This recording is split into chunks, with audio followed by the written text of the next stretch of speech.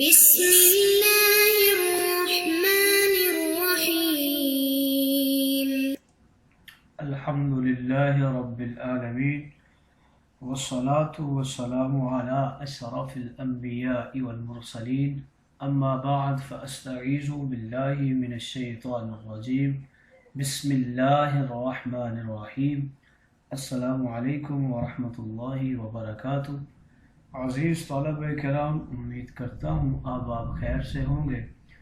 انشاءاللہ آج ہم تفسیر جلالین کے درس نمبر 194 میں سپارہ نمبر 18 سے سورہ نور کی منتخب کردہ آیت 22 کو پڑھنے کی سعادت حاصل کریں گے، جس میں کلام باری تعالیٰ و کلام مفسر کا ترجمہ ہوگا، ربط و تعلق آیات کو ذکر کیا جائے گا، کلام مفسر کی تشریح و توضیح کرتے ہوئے دیگر مفسرین کرام کے اقوال ذیشان کو ذکر کرنے کی سعادت حاصل کریں گے۔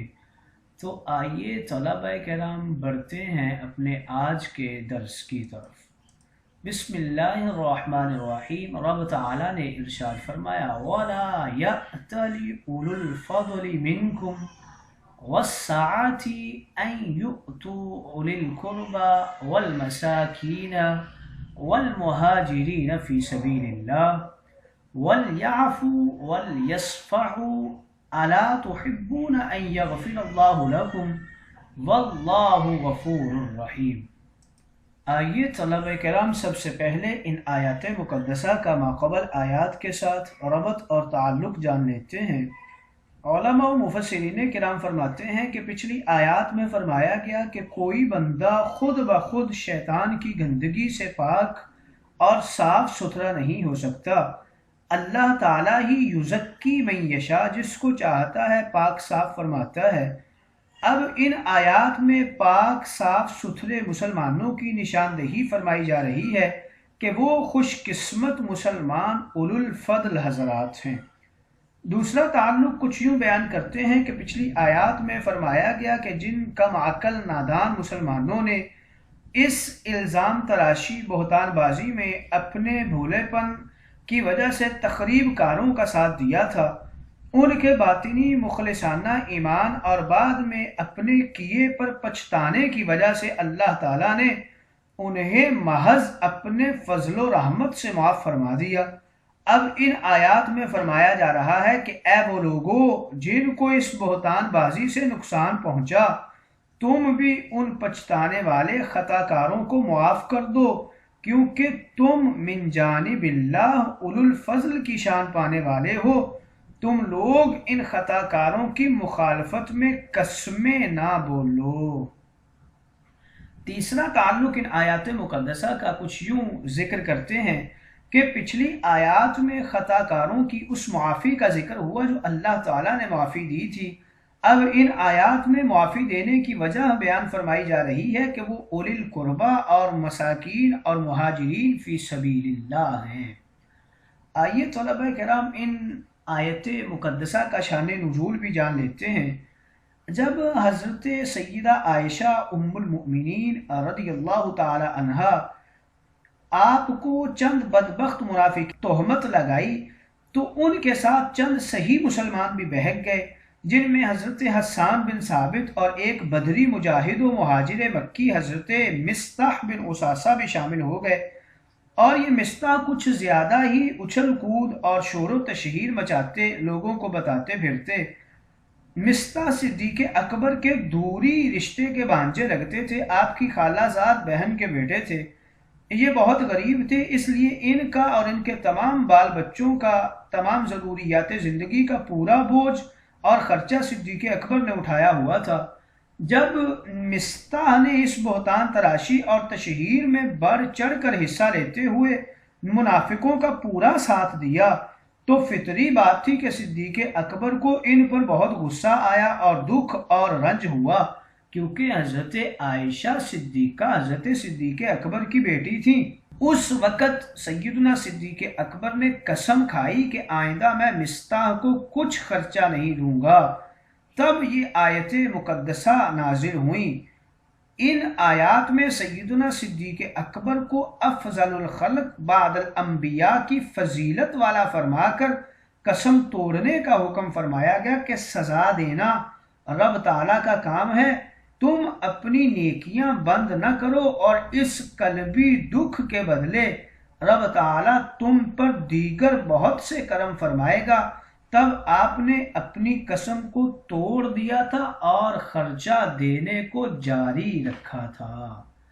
آئیے طلبہ کرام، اور اب تو تعلق آیات کے بعد بڑھتے ہیں آج کے درس کے ترجمہ کی طرف۔ بسم اللہ الرحمن الرحیم۔ وَلَا يَأْتَلِ يَحْلِفْ اولو الفضل ای اصحاب الغنی، اور قسم نہ کھائیں وہ لوگ جو تم میں سے افضل ہیں، فضل والے ہیں یعنی مالدار ہیں اور وسعت والے ہیں، کہ وہ اہل قرابت کو اور مساکین کو اور اللہ کی راہ میں ہجرت کرنے والوں کو نہ دیں گے۔ یہ آیت نازلت فی ابی بکر، یہ آیت مقدسہ حضرت ابو بکر صدیق کے بارے میں نازل ہوئی تھی۔ انہوں نے قسم کھا لی تھی کہ اپنے خالہ زاد بھائی مسکین مہاجر بدری مستح پر خرچ نہیں کریں گے، اس لیے کہ مستح نے افطرا باندھا تھا اور افطرا باندھنے میں حصہ لیا تھا، حالانکہ ابو بکر صدیق ان پر خرچہ کرتے تھے، یعنی ان کی کفالت کیا کرتے تھے۔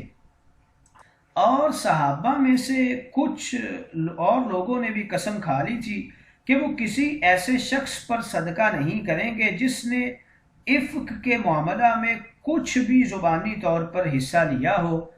وَلْيَعْفُوا وَلْيَصْفَحُوا، ان کو چاہیے کہ اس معاملہ میں ان کو معاف کر دیں اور درگزر کریں۔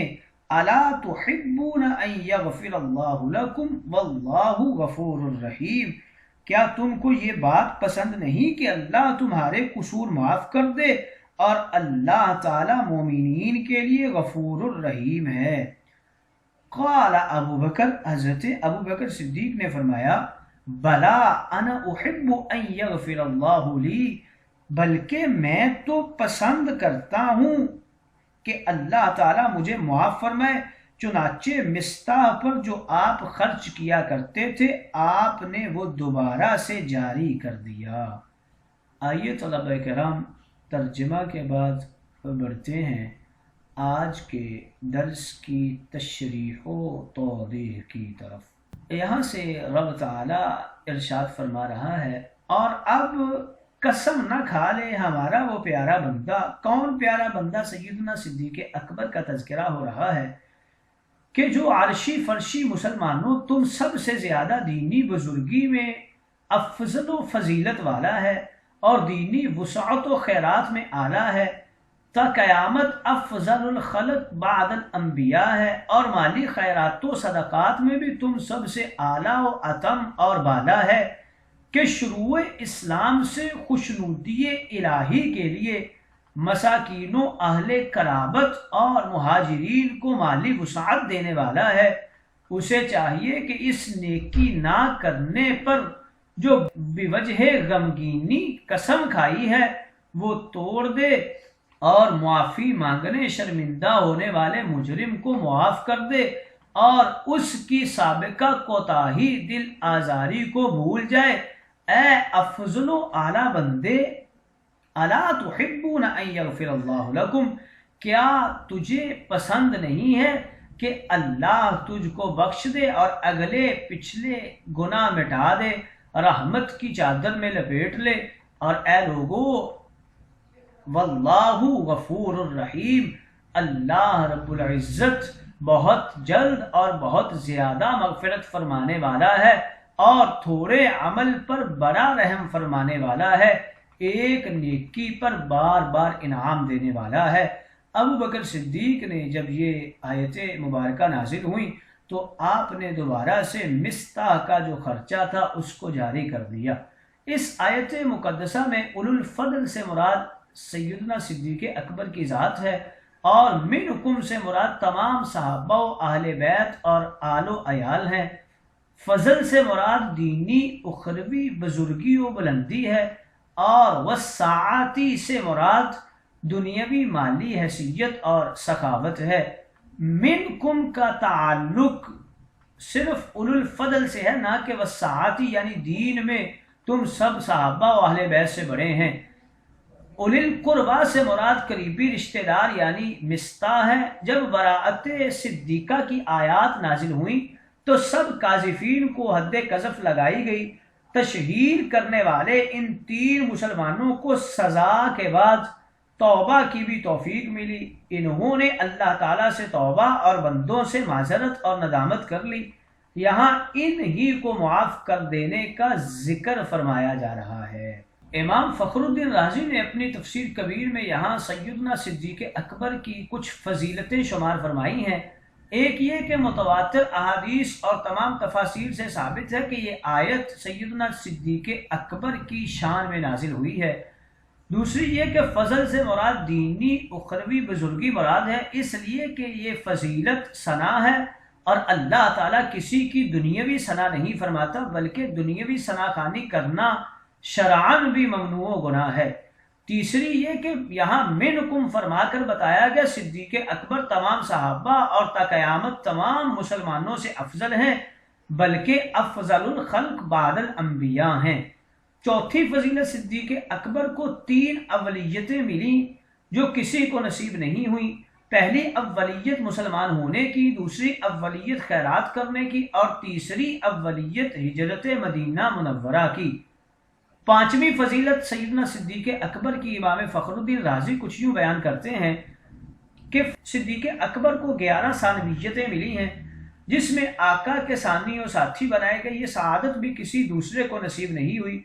تبلیغ اسلام میں ثانی ہے، ہجرت میں ثانی ہے، غار میں، معافی دینے میں، درگزر فرمانے میں، حضر میں، سفر میں، وفات میں، مزار میں، امامت میں، اللہ تعالیٰ کی رضا و مغفرت ملنے میں۔ اور 6ٹھی فضیلت سیدنا صدیق اکبر کی اتقا فرمایا گیا، یعنی تمام صحابہ کرام سے زیادہ متقی ہیں۔ 7ویں فضیلت یوں ذکر کرتے ہیں کہ اسلام کی پہلی مسجد نبوی کی تمام زمین سیدنا صدیق اکبر نے خرید کر وقف کی تھی۔ 8ویں فضیلت سیدنا صدیق اکبر کی شان میں وسعتی فرمایا گیا، یعنی تمام صحابہ سے زیادہ سخی ہیں۔ 9ویں فضیلت یہ ہے کہ فضل و وسعت صرف صدیق اکبر کو حاصل، نہ کہ مولا علی کو، لہٰذا تبرعی اور تفضیلی شیعہ کا مولا علی کو صدیق اکبر سے افضل بتانا یہ غلط ہے۔ 10ویں فضیلت اس آیت مقدسہ میں 5 صیغے استعمال ہوئے ہیں، وَلَا يَأْتَلِ أَن يُؤْتُوا وَلْيَعْفُوا وَلْيَصْفَحُوا اور أَلَا تُحِبُّونَ۔ ان میں پہلا واحد جس نے واحد شخصیت بتائی، 4 صیغے جمع جنہوں نے اس شخصیت کی تعظیم سکھائی، یعنی تا قیامت اللہ تعالیٰ نے مسلمانوں کو تعظیم صدیق کا درس دیا ہے۔ 11ویں فضیلت سیدنا صدیق اکبر کی اس آیت مقدسہ میں 4 شانیں بیان فرمائی گئی ہیں، سخی ہیں، محسن ہیں، بے غرض ہیں، اور مفضل ہیں، مستفید ہیں۔ 12ویں فضیلت سیدنا صدیق اکبر کی شان میں 20 اور فاروق اعظم کی شان میں 8 اور ذوالنورین کی شان میں 7 اور مولا علی کی شان میں 8 آیتیں نازل ہوئی ہیں۔ 13ویں فضیلت یہاں پر ذکر کر رہے ہیں کہ خلافت صدیقی کا انکار بھی کفر ہے، کیونکہ خلافت صدیقی پر اجماع صحابہ ہو گیا ہے، اور اجماع صحابہ کا انکار کفر ہوا کرتا ہے۔ آئیے طلبہ کرام ان آیت مقدسہ میں مفسرین کرام کچھ اقوال کرتے ہیں۔ ولا یا تعالی کی ممانعت نہج کے درجہ میں 2 قول ہیں۔ اکثر نے فرمایا کہ اس نہج سے حرمت قسم نہیں، صرف مکروہ تنزیہی ہے، یعنی قسم کھا لینا بہتر نہیں، اور بعض نے کہا کہ یہ نہج ممانعت حرمت و جرک ہے، یعنی قسم کھا لینا حرام ہے، مگر یہ قول صحیح نہیں ہے۔ اولو الفضل کے معنی میں 2 قول ہیں۔ اکثر نے فرمایا فضل سے مراد دینی بزرگی ہے، اور یہ قول 2 وجہ سے درست ہے، یہ کہ دنیاوی بزرگی کے لیے وسعتی کا لفظ موجود ہے، اور دوسری وجہ یہ کہ ممانعت دینی بزرگی کی وجہ سے ممانعت دینی بزرگی کی وجہ سے ہوئی تھی، دنیاوی دولت مندی کی وجہ سے نہیں۔ اور دوسرا قول اس میں یہ کرتے ہیں کہ فضل سے مراد دنیاوی دولت مندی ہے، مگر یہ غلط ہے کیونکہ اس سے تکرار لفظی لازم آتا ہے، اور الساعتی سے مراد بھی دنیاوی دولت مندی ہے۔ این یؤتو کی قراءت میں دو قول ہیں، اکثر کی قراءت میں این یؤتو جمع مذکر غائب کا صیغہ ہے اور یہی قراءت درست ہے، اور بعض کی قراءت میں ان تؤتو یہ جمع مذکر حاضر کا صیغہ ہے۔